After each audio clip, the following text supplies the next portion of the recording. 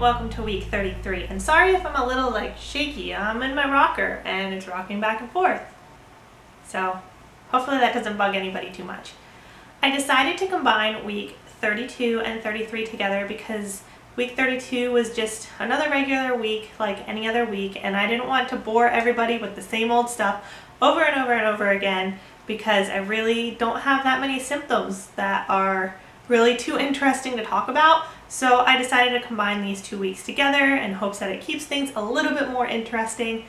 At week 33, baby keeps eyes open while awake, which to me is incredibly creepy.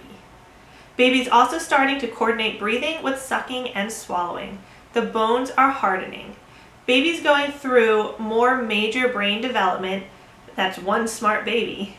Baby weighs about 4.2 to 5.8 pounds and measures about 17.2 to 18.7 inches. You may be feeling very hot and getting heat flashes. Headaches due to hormone fluctuations, stress, or dehydration. Shortness of breath.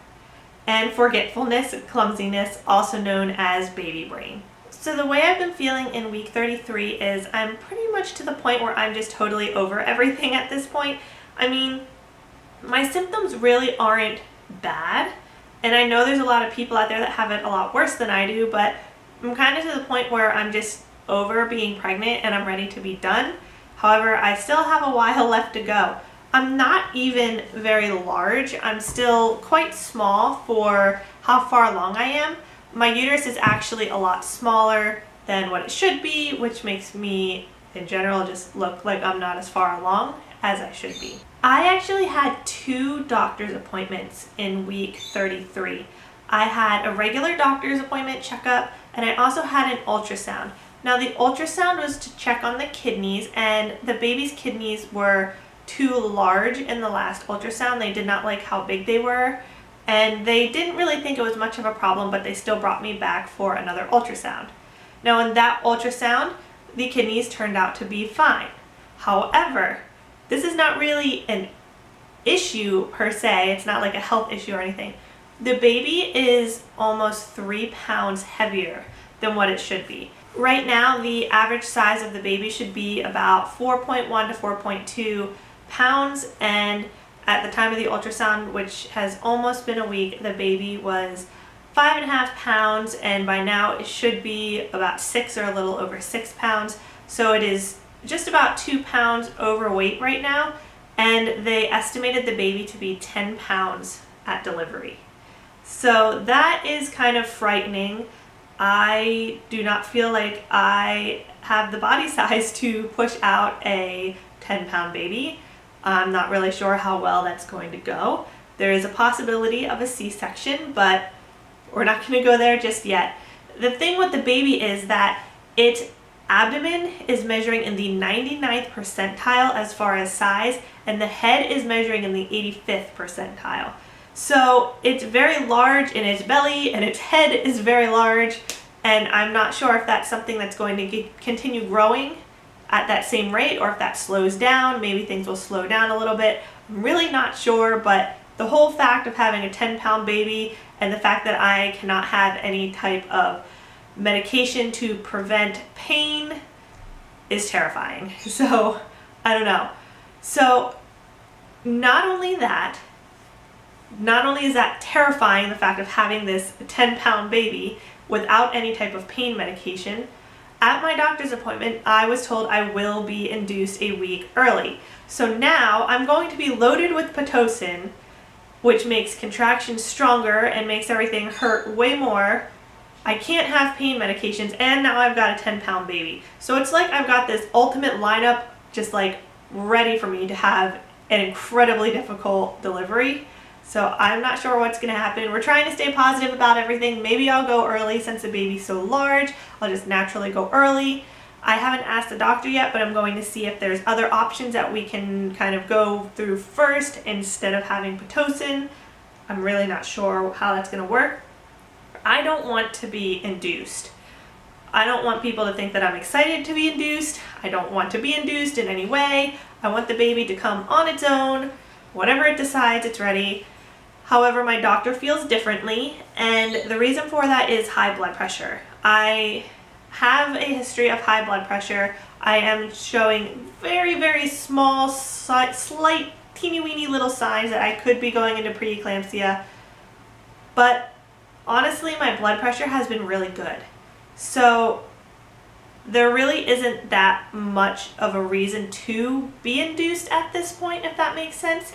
I mean, what they saw on all my lab works and everything that I've had to get done for the preeclampsia, they couldn't even really make the determination that I'm going to have preeclampsia, that I'm going into it, or that my blood pressure is even a problem. But they're still deciding to induce me a week early. I did try to fight it. I asked my doctor why, since my blood pressure is low. You know, in order for them to be really worried about me, they want my blood pressure to be like 140/90. And the last time I just took my blood pressure, it was 116/62. Like, it is so far off from causing a problem that my head is not wrapping around why I need to be induced. I don't understand it. I don't want to be induced, but I guess if that's what my doctor wants, then that's what I have to do, because the baby's got to come out one way or another and the doctor has to do it. I'm certainly not doing it on my own at home, so yeah, I'm not even going down that route.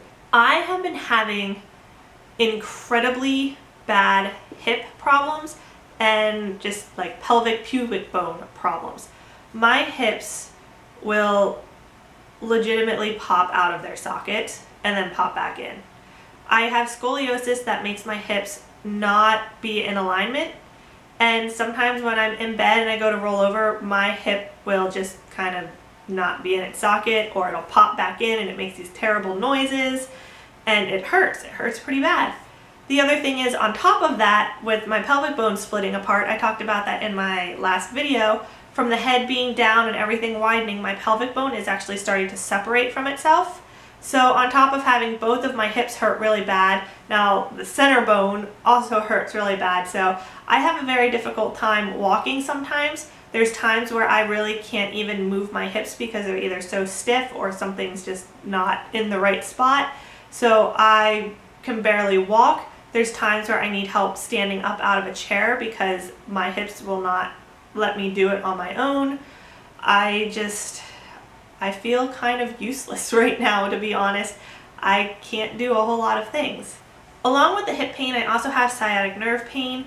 It's not too bad. I've mentioned it before in some of my videos, but it's really not that terrible. It's worse whenever I'm sitting in a chair like you would normally be sitting in a chair. Right now I actually have my legs up on the chair, crossed Indian style, and that is the most comfortable way for me to sit. If I sit in a chair, or even when I'm driving is the worst, I will get the sharp pains from my right hip the whole way down to my ankles, and it goes down the back of my thigh and everything like that, and it's kind of right where like the pointy part of your butt is, like the bone in your butt cheeks. That hurts really, really bad, and then the whole way down to my ankles. I also had a little bit of spotting, a little bit of brownish colored blood the other day. It was like 2 or 3 drops, and by the time I had noticed it, I'd gone to the bathroom and it had already stopped. I'm not really sure what the spotting was about. The baby was moving the entire time and there was nothing else that was wrong. The doctors said that if it was just a brownish color, it wasn't bright red or anything, that it's really nothing to worry about. So I did not go into the hospital and get checked out. I also have my own heart monitor that I can use, and like I said, the baby was moving, so there really wasn't a whole lot to be worried about at the time. I am having contractions. I'm having Braxton Hicks contractions, and I'm having real contractions. The most that I've had real contractions is 3 an hour. They said if I have 4 an hour that I need to get into labor and delivery immediately, but I've had 3 an hour, and they don't really hurt, really. Like, it almost feels like a really light menstrual cramp, or kind of like some gas is building up in there. It doesn't hurt that bad, and sometimes I don't notice it happening unless I go to move. Now, the real contractions, they don't stop whenever I change positions, or if I'm in the shower and the hot water hits my belly or anything. They don't go away. They last for 45 minutes. They last for 45 seconds to a minute, and then that's it. The Braxton Hicks contractions, really, I don't know that I'm having them unless I go to bend over or anything like that. And usually if I just lay down or sit down, they immediately go away. They don't hurt at all. They just are kind of annoying. I think that's pretty much all for week 33. We haven't been doing a whole lot other than those doctor's appointments and me just being completely over everything now. We still have some more stuff to set up in the baby's room. I need to build the dresser. I still need to wash all of the baby's clothes. But we have some time, unless I go really early, which cross your fingers that I don't. I mean, slightly early maybe, not really, really early like next week. I would prefer to go earlier than my induction date so that I don't have to be induced, but at the same time I know that's not always the healthiest option either. Make sure you check out our daily vlogs. Our baby shower is actually this weekend, so we'll be doing a lot of fun stuff at the baby shower. So if you don't already watch our daily vlogs, definitely check them out and you can watch our baby shower once I have the video up for that. Find us on Facebook and don't forget to like and subscribe to the channel. I'll see you next time. Bye!